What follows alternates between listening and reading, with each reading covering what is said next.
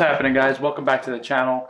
Today, tonight, this weekend, I hope to put to bed this whole steering box relocation thing. And a lot of people know I've been messing with this for a while. I got the TNT relocation kit and really not happy with it. Almost every single piece of it made by TNT needed modification. I don't know. I feel like I could have done it better myself. With my limited expertise and my limited knowledge and ability, I feel like I could have done it better myself.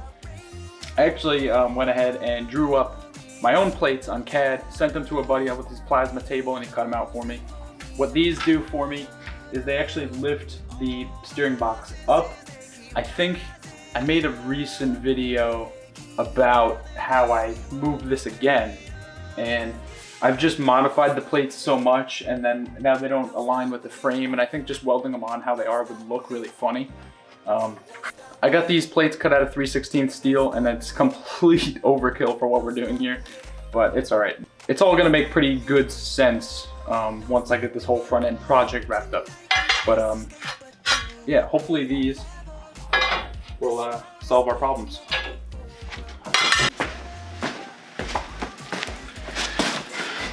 So before I get to putting the plates back on here, I'm gonna address the elephant in the room for anybody that's excited to see this build come to life. This cross member is in my way. It's not gonna live here. I'm going to do a winch in between the frame rails, and you saw my bumper design. I left this open, that's so the winch could sit down inside. So to get this off, I'm going to put a strap around here. And hopefully when I cut these tack welds, this thing doesn't just go pop, because all the weight is now on, is actually now on the front end. Maybe I'll support it a little bit too. But I have the coilover cross members up there. Hopefully when I pop these tack welds, this thing doesn't just explode. Oh. All right, here goes nothing.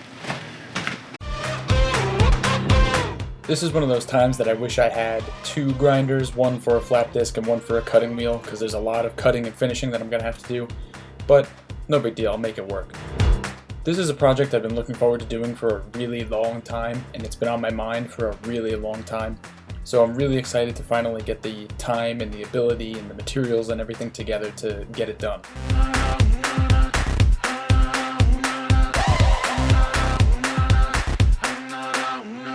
Coincidentally, my camera ran out of memory right here, so enjoy this clip of me trying to do some one-handed filming on my phone. I'm totally dropping this thing on my foot. Oh! Oh! Crap, that's heavy. There we go. Hard part's done.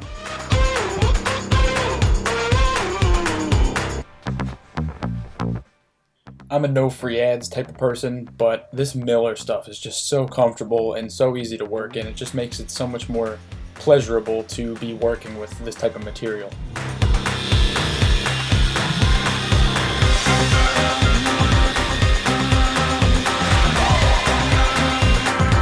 One thing you guys won't get to see in this video is the heck of a time I had welding upside down. This massive plate and me with my noob welding skills, it just did not go well. I did not want the camera to see what I was up to.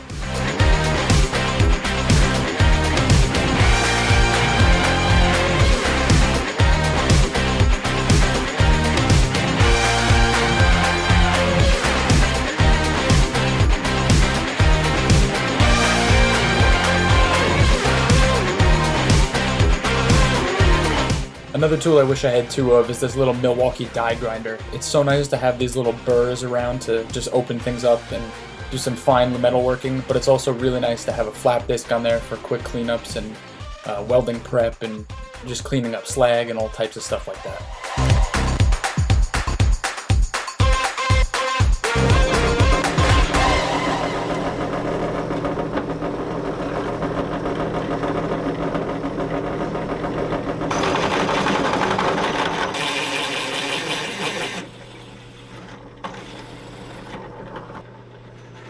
This shot right here looked cooler in my head. I always thought I looked like a mad scientist and there was going to be smoke and it was going to be dark and creepy, and it wasn't that.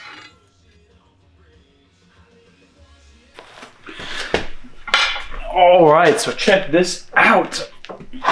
This is that plate. This is going to be the inside frame plate, and then the bottom one's the outside one will sandwich that. This goes through the frame, and look at that. Oh, I got the holes right on this one. The other one's going to need some modification, but no big deal.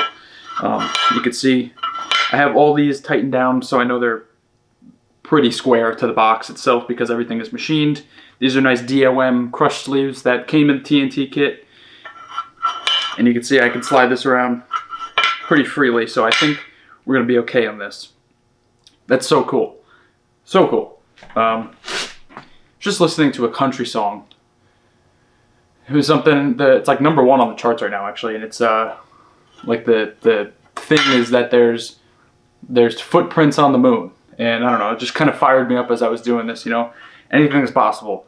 A year ago, I had no clue what I was getting myself into, and here I am with a CNC cut PSC steering box relocation DIY deal with, you know, surrounded by tools and crap. So if you think this is cool, just go do it. You can do this too. You could 100% do this. Let's go, baby! Let's go! Look at that. Just trimmed out the holes a little bit. Boom. Bet you didn't think time travel was possible. Anything is possible here on my channel. Anyway, got the plates all welded up. As you can see, the box fits like a charm. Now I'm gonna yank her out and we can get in there and finish it up.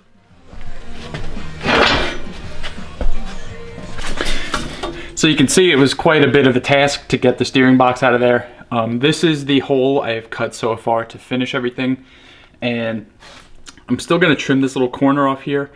And I do believe just that much more will allow me to slip this thing into place. I'm not sure if you can see at this angle, but I did kind of scratch the grill a little bit. Not too concerned about it. So as you can see, I have had to cut out a hole in this plate to get the steering box in there. I do have to trim just a little bit more, and I think that'll make it just so much easier to get the box in and out.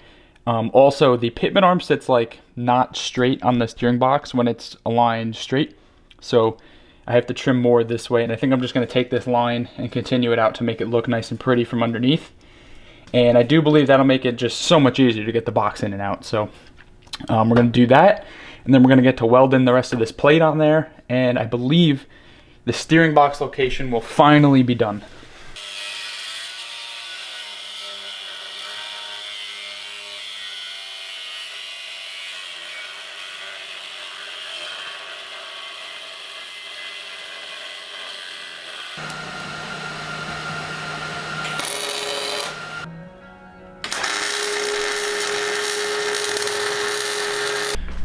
Alright, so I haven't been filming much because honestly I haven't really been doing much.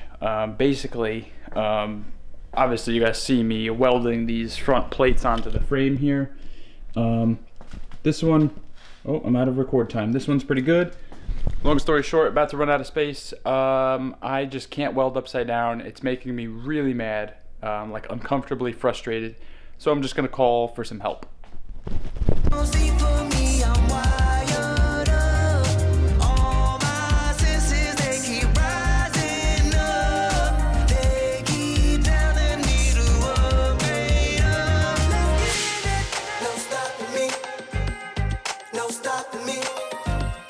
No stopping me.